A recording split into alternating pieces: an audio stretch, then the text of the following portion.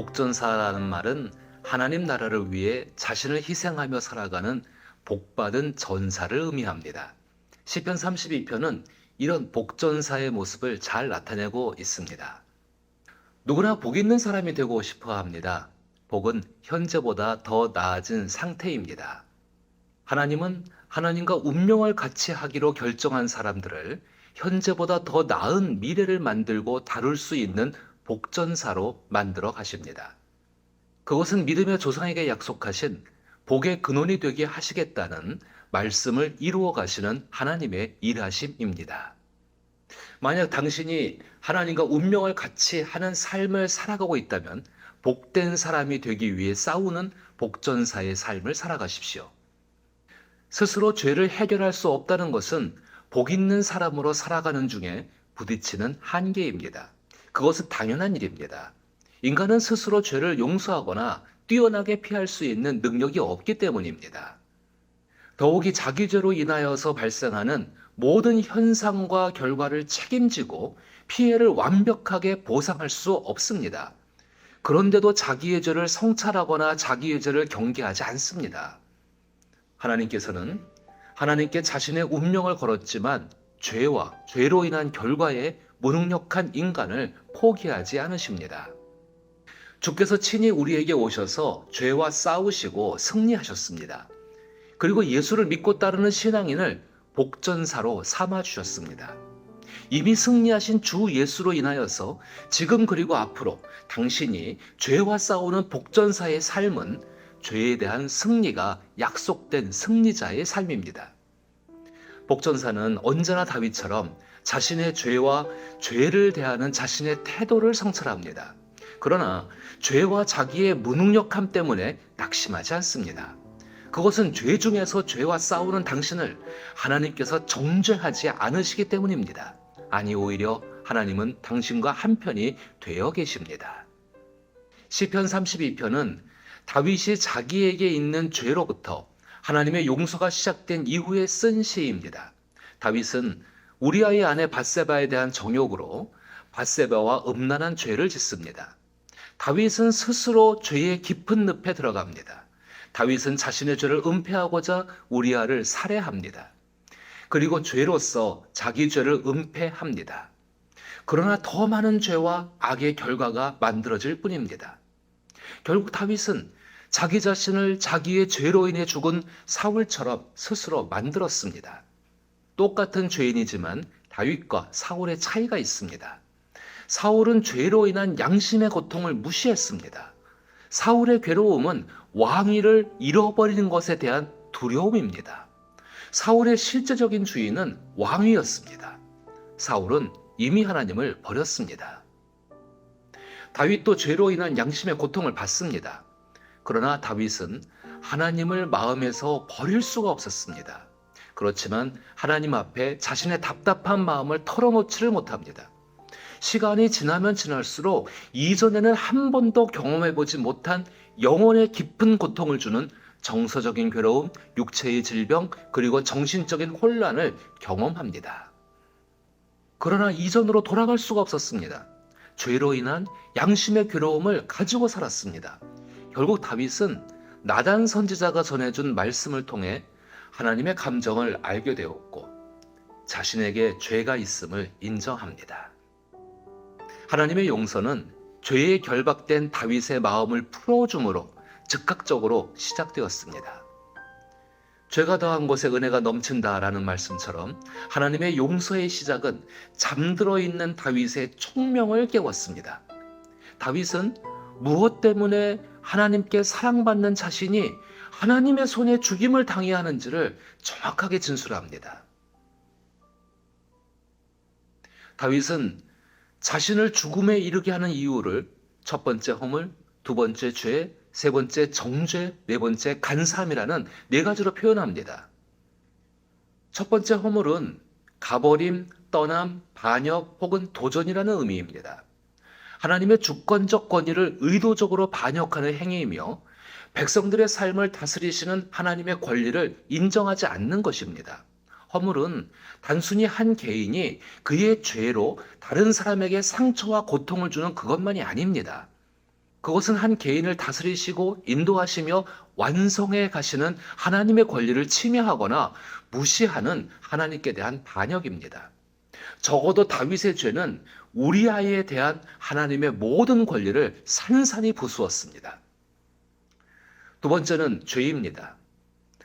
다윗은 자신의 죄에 대한 표면적인 의미를 넘어 미묘한 내적 의미를 표현하며 자신의 죄로 인해 목표물에서 벗어나고 옳은 길을 벗어나고 잘못된 길로 걸어가며 길을 잃었다는 미묘한 감정을 느낍니다.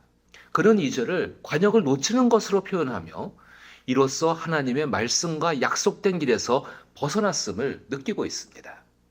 또한 죄들이라는 용어를 통해 자신이 목표물을 향해 화살을 발사했지만 목표를 놓치고 실패했음을 비유적으로 나타냅니다. 이것은 다윗이 하나님의 계획과 목표에서 멀어진 것을 의미합니다. 그는 하나님의 영광과 완벽한 성품에서 빗나갔고 하나님이 약속하신 모든 것을 완전하게 이루어 주시려는 하나님의 의도에서 벗어난 것을 후회하고 있습니다. 세 번째 정죄는 부패한, 꼬인, 구부러진, 심술구줌이라는 의미입니다.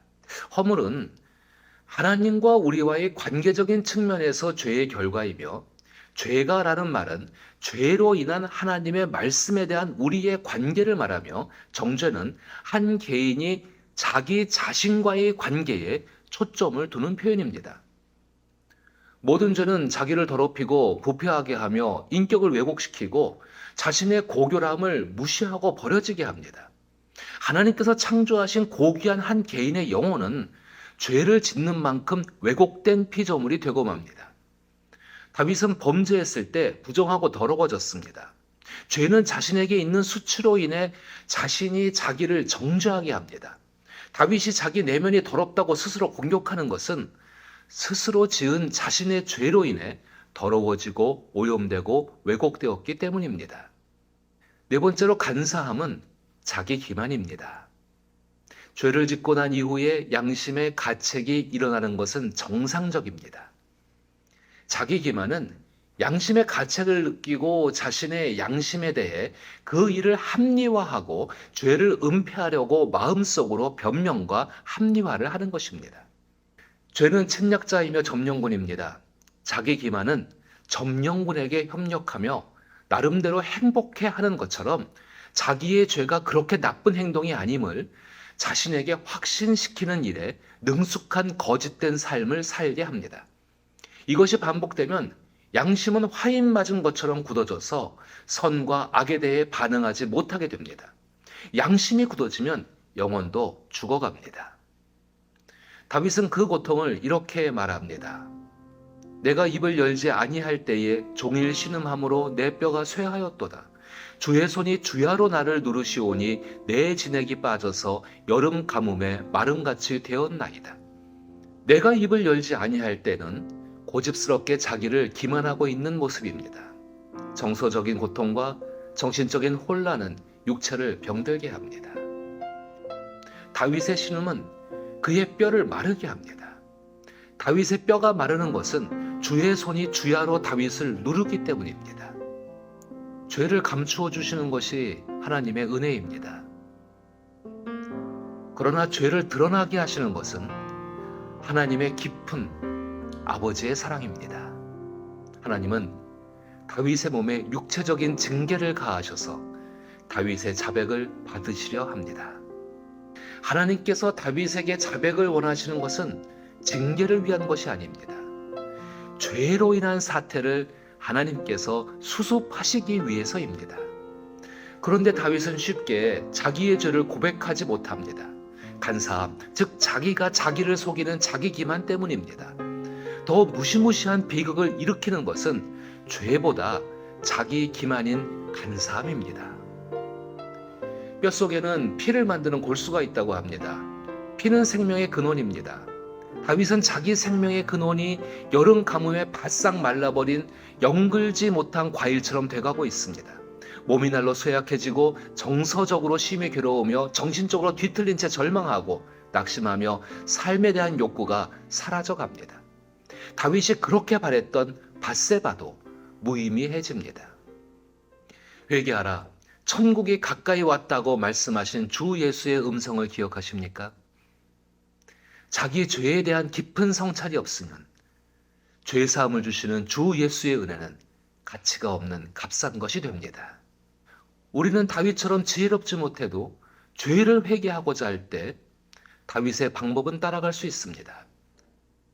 참된 회개는 하나님과 모든 사람을 만족시킬 수 있는 천국을 끌어들입니다.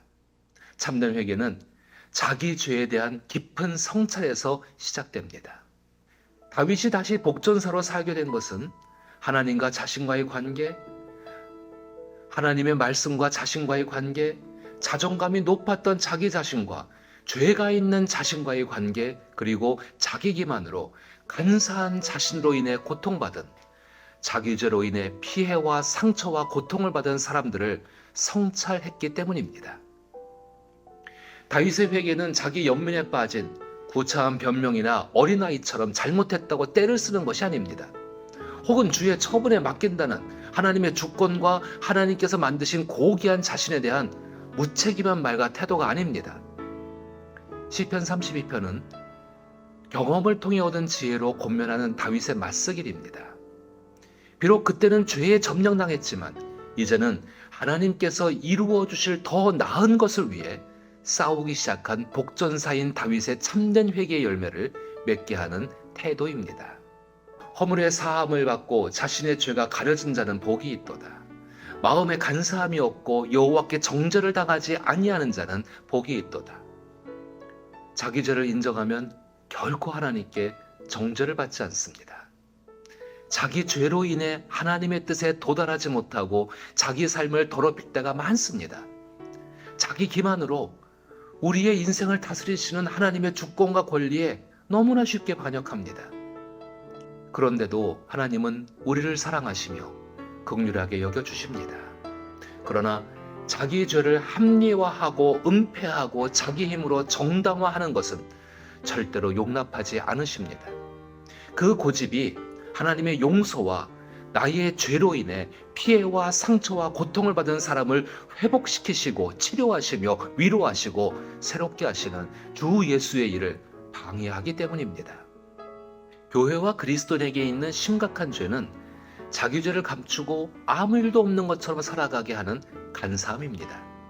자기 죄가 드러나는 것을 두려워합니다. 대단한 명예와 권리를 가진 사람처럼 행동합니다. 그로 인해 관심의 초점은 영혼에서 육체로 옮겨졌습니다. 사람의 눈을 의식한다면 자기 죄를 다윗처럼 성찰하며 골방에 들어가 은밀하게라도 하나님께 자백해야 합니다.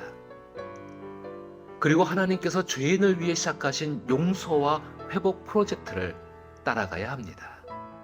이 같은 참된 회개의 열매를 맺는 일이 교회와 그리스도인들에게 시작되기를 축복합니다.